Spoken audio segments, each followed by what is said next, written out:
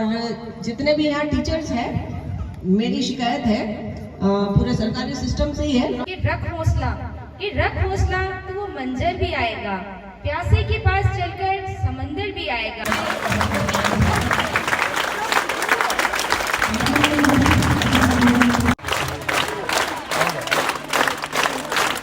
बता रहे हैं संक्षिप्त परिचय के रूप में जो स्थानीय जो परिसर है वो 2 यूनिट है यहाँ पर। एक यूनिट विद्यालय यूनिट है और एक यूनिट हॉस्टल यूनिट है। हॉस्टल कस्तूरबा गांधी बालिका छात्रावास के नाम से कोटा जिले का एकमात्र छात्रावास केजीबीवी जो स्थानीय इटावा ब्लॉक में संचालित है।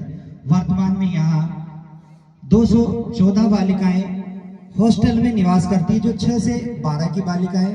विद्यालय का कुल नामांकन 298 है। 298 बालिका यहाँ अध्ययनरत है। इनमें से 1 से 5 में, चूंकि खोड़ावदा गांव का विद्यालय, तो 1 से 5 में यहाँ बालक भी अध्ययन करते हैं। सभी जो बालिकाएं 216 वर्तमान में, हालांकि जो कैपेसिटी यहाँ की 200 की है, उससे हम 10% बढ़ा करके एडमिशन देते हैं ताकि हमेशा उपस्थिति लगभग 200 बनी रहे। और ये जो इसका जो बजट है वो MHRD से आता है और राजस्थान स्कूल शिक्षा परिषद के अधीन यह छात्रावास संचालित होता है।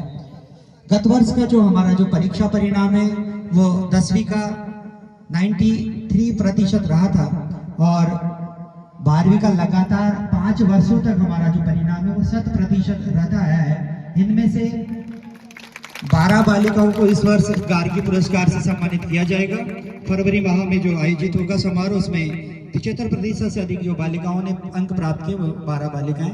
हमारी जो बालिकाएं वो राज्य स्तर तक पिछले वर्ष कबड्डी प्रतियोगिता में गई थी और वहाँ केजीबीवी की जो राज्य स्तरीय प्रतियोगिता हुई थी उसमें कबड्डी में प्रथम स्थान प्राप्त किया था।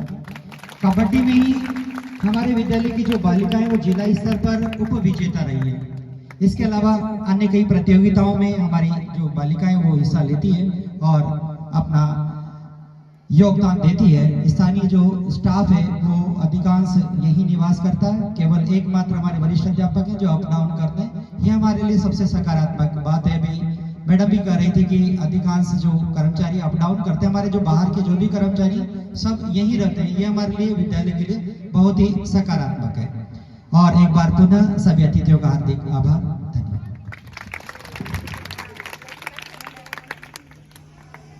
बहुत बहुत धन्यवाद सर। बहुत संक्षिप्त में विद्यालय का परिचय तेजगढ़ सर के द्वारा दिया गया और मैं संक्षिप्त उद्बोधन के लिए आमंत्रित कर रहा हूँ एचडीएम मैडम को आए और बालिकाओं को आशीर्वाद प्रदान करें।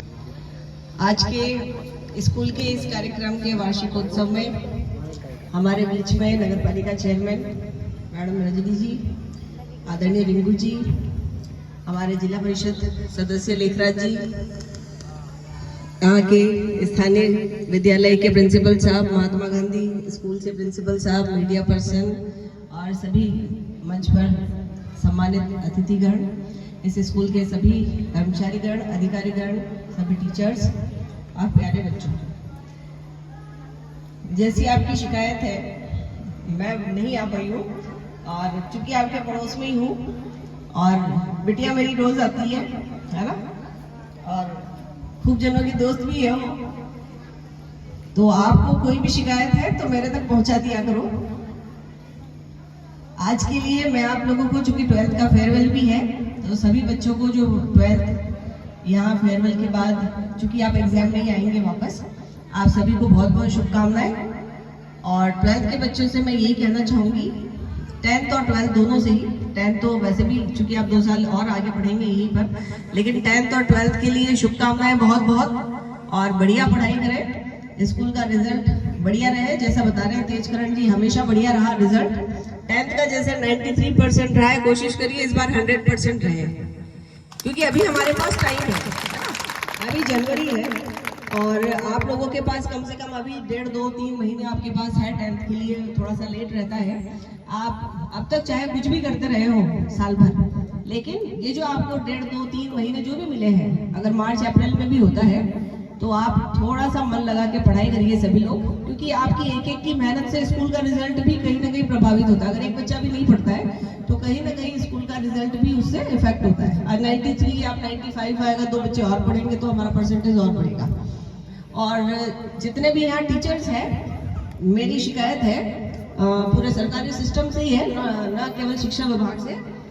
हम लोग जब सरकार में रहते हैं ना, जैसे मैं भी आ गई, हमारा एलडीसी, हमारा यूडीसी, हमारा स्टाफ, गवर्नमेंट स्टाफ, हम लोग जो है उसको बड़ा कैजुअल लेते हैं हमारी नौकरियों को, क्योंकि हम आ गए तो हमें नौकरी से निकालेगा कौन, है ना। प्रोफेशन में भी है तो वो 2 साल डरेगा, अदरवाइज कोई नहीं डरता। और यही जब हम प्राइवेट में पढ़ाते हैं, आपको ज्यादा अच्छे से पता है प्राइवेट स्कूल्स में जो पढ़ा रहे हैं या किसी प्राइवेट जॉब में जो लोग हैं, उनसे पूछिए कि उनको सैलरी कितनी मिलती है और उसके मुकाबले काम कितना करना पड़ता है। ठीक है, मामूली सी तनख्वाह दे रहे हैं, लेकिन फिर भी चूंकि रिजल्ट चाहिए प्राइवेट में, अगर आपको काम करना है और रुके रहना है उस संस्थान के अंदर, तो आपको अपना 100% देना पड़ता है। लेकिन जब हम सरकारी सिस्टम में आते हैं तो वो 100% वाला जो है ना, वो सारा गायब हो जाता है। तनख्वाह तो मिल रही है, सैलरी मिल रही है, कौन मना करने वाला है। तो ये जो मेंटेलिटी है ना हम लोगों की, इसको हमारे को बदलने की जरूरत है। तो मेरा थोड़ा सा शिक्षा विभाग से, क्योंकि आपके पास बच्चे हैं जिसका भविष्य कहीं ना कहीं आप ही लोगों से जुड़ा हुआ है, जो आप पढ़ाएंगे। हम भी आज चाहे कितने ही बड़े हो जाए, हम किसी भी उम्र में पहुंच जाए, लेकिन हमारों को हमारी लाइफ में जो हमारे बेस्ट टीचर रहे ना, वो हमें हमेशा याद रहते हैं, 50 साल बाद भी याद रहते हैं कि हमारे मैथ्स के टीचर ऐसे थे, या हिंदी के टीचर ऐसे थे, या हमारे मैथ्स के टीचर वो थे, ये थे। हम और किसी को शायद इतना याद नहीं करते जितने अपने गुरुओं को याद करते हैं अपनी लाइफ में।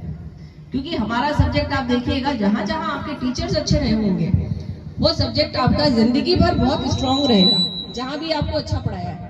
और जिस भी टीचर ने, जहां भी आपकी वीकनेस रही है कि किसी टीचर ने मेरे को अच्छा नहीं पढ़ाया मैथ्स अगर इस क्लास में, तो आप देखिएगा कि वो आपकी वीकनेस शायद कॉलेज तक रह जाती है या 12th तक भी रहती है ना, सही बात है। तो वो बेसिक्स क्लियर करना बहुत जरूरी है। वो 8th 9th 10th तक ही हो पाता, उसके बाद कोई नहीं पढ़ाता मेरे हिसाब से, बच्चे खुद भी सेल्फ हो जाते हैं। तो मेरा टीचर से निवेदन है, ये जो 2-3 महीने आपको मिले हैं, इसमें बच्चों की चाहे एक्स्ट्रा क्लास लीजिए। और बच्चों के साथ प्रॉब्लम ये है ईमानदारी से कि प्राइमरी का बेस बिल्कुल 0 आता है इनका, आंगनबाड़ी से कुछ नहीं आता इनको, पहली में आता है जब तक ये 5-6 साल के हो जाते हैं। जबकि आंगनबाड़ी में भी अगर ये होके आए कि कम से कम 100 तक गिनती आए या A to Z तक कुछ पढ़ के आए, तो शायद फर्स्ट क्लास में टीचर को थोड़ा इजी हो जाता है। लेकिन फर्स्ट क्लास में जब बच्चा आता है तो पता चलता है उसको कुछ नहीं आता। तो वो जो प्राइमरी का जो बेस है, वही बच्चा 6 में आता है, वो 5th से कुछ नहीं लेके आया है। अब बेचारा 6 वाला टीचर अपना सब्जेक्ट पढ़ाए या उसको 1 से 5वीं की बेसिक्स क्लियर करे। तो ये हमारे सरकारी सिस्टम में प्रॉब्लम है। तो मैं आपसे निवेदन करूंगी कि कम से कम 6, 7, 8 के जो टीचर्स हैं, आपको मेहनत जरूर लगेगी, लेकिन बच्चों के बेसिक्स क्लियर करिए। क्योंकि बच्चा जब 6 में मैथ्स नहीं समझ पाता तो फिर उसको 7th की भी समझ में नहीं आती, जब 7th की नहीं आती तो उसको 8th की भी नहीं आती, है ना। उसको साइंस अगर 6 की समझ में नहीं आ रही तो उसको 8 की किसी हालत में समझ में नहीं आएगी, जब उसको बेसिक की चीज पता नहीं है। तो आप अपने एक्स्ट्रा एफर्ट्स कीजिए। कोई पुराने बच्चे अगर पढ़ाना चाहे, कोई आपके एग्जाम्स की तैयारी कर रहे हैं जो बच्चे यहाँ से निकले हैं, वो कोई एक्स्ट्रा क्लासेस लेके पढ़ाना चाहे बच्चों को, तो वो थोड़ी सी आप प्रयास करेंगे तो आपको बच्चों में ऐसा नहीं है, रूरल में मेरे को कभी नहीं लगता कि बच्चों में कोई कमी है। गाँव के बच्चे केवल उनको मौके नहीं मिलते हैं, हम उनको अवसर नहीं देते बच्चों को। बाकी बच्चों में इतनी काबिलियत है कि आप इनको थोड़ा सा मेहनत करिए, ये आपको बहुत अच्छा रिजल्ट देंगे। तो ये हमारे को थोड़ा सा करने की जरूरत है। मैं आशा करती हूँ बच्चों की तरफ से भी और टीचर्स की तरफ से भी कि आप अच्छा प्रयास करेंगे अपनी तरफ से। आप सभी को बहुत बहुत शुभकामनाएं। हमारे लायक कोई भी चीज हो, कोई समस्या हो तो जरूर पहुंचाए। प्रिंसिपल साहब के मार्फत तेजकरण जी बिल्कुल मेरे ही रहते हैं, हमारे ऑफिस में इलेक्शन वगैरह का सारा काम देखते हैं आप। तो आप सभी से, जितने पेरेंट्स हैं, आप सभी का भी स्वागत। और आप लोगों को भी कोई समस्या है तो जरूर बताएं हमारे को। धन्यवाद। जय हिंद, जय भारत। कि आप मेहनत करेंगे, एक बार करेंगे, रिजल्ट 100% देंगे। तो मैं हाँ बोलूँ मैडम से, आप सबकी तरफ से कि आप हमें और हमारे ब्लॉक को अच्छा रिजल्ट देंगे। एक बार जोर से बोले, करेंगे, रिजल्ट देंगे 100%। मैडम सामने रहती है, जब रिजल्ट आएगा तो वापस ध्यान रखना। आज के इस कार्यक्रम में मुख्य अतिथि महोदया श्रीमती रजनी जी सोनी हमारे बीच में है। मंच पर विराजमान इटावा उपखंड अधिकारी महोदया श्रीमती नीता वसीता जी मैडम, मानव सेवा समिति के अध्यक्ष रिंकू जी सोनी, जिला परिषद सदस्य लेखराज जी मीणा साहब, विद्यालय के प्रधानाचार्य श्री चीतरलाल जी मीणा साहब, Mahatma Gandhi English medium school के सर मोहम्मद असलम जी अंसारी, सभी सम्मानित मंचासीन अतिथिगण, विद्यालय परिसर के अध्यापिकागण और अध्यापिकागण और प्यारे बच्चों और यहाँ पर उपस्थित सभी अभिभावक महोदयों का मैं वंदन करती हूँ, अभिनंदन करती हूँ।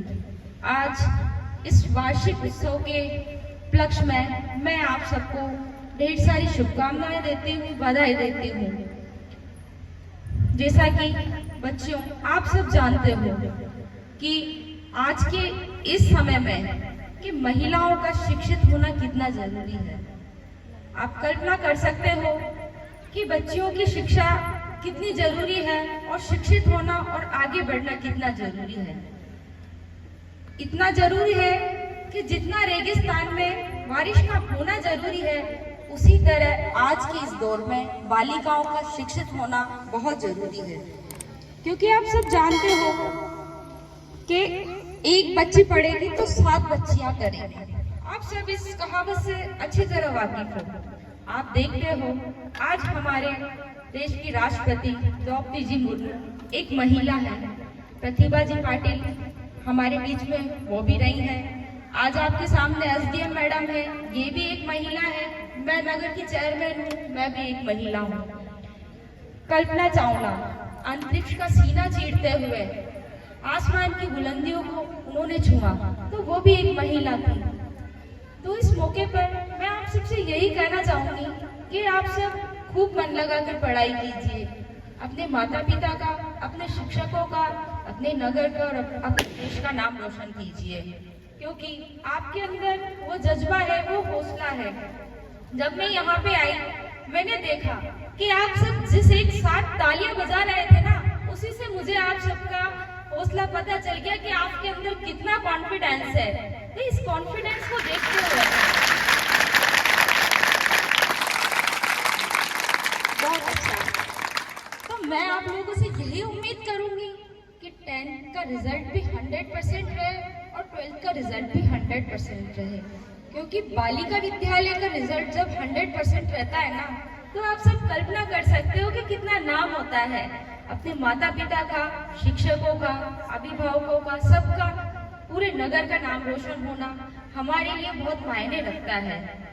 इस मौके पर मैं आप सबसे यही कहना चाहूंगी कि आपके अंदर एक रेस्पेक्ट होना भी बहुत जरूरी है, अपने माता पिता के प्रति, अपने गुरुजनों के प्रति, क्योंकि आप सब जानते हो एक श्लोक आप सबने सुना है, गुरुर ब्रह्मा गुरुर विष्णु गुरुर देवो महेश्वर, गुरु साक्षात परब्रह्मे तस्मै श्री गुरुवे नमः।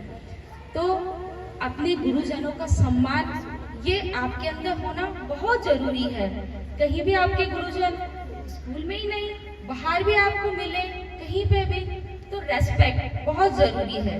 इसके साथ गुरुजन के साथ साथ अपने से बड़ों का, सभी का आप रेस्पेक्ट भी करिए।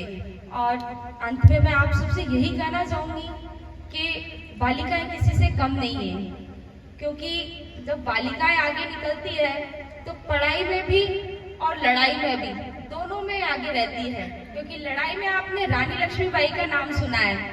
तो इस मौके पर अंत में मैं 2 पंक्तियों के साथ अपनी बात को समाप्त करती हूँ कि रख हौसला, कि रख हौसला तो वो मंजर भी आएगा, प्यासे के पास चलकर समंदर भी आएगा, थककर न बैठ ऐ मंजिल के मुसाफिर, कि थककर न बैठ ऐ मंजिल के मुसाफिर, मंजिल भी मिलेगी, मंजिल से मिलने का मजा भी आएगा। माँ यहाँ आंसू बहा रही है तो दूसरी माँ उसे सरहद पे बुला रही है। उसे एक माँ के दूध का कर्ज भी चुकाना है और दूसरे माँ के लिए अपना फर्ज भी।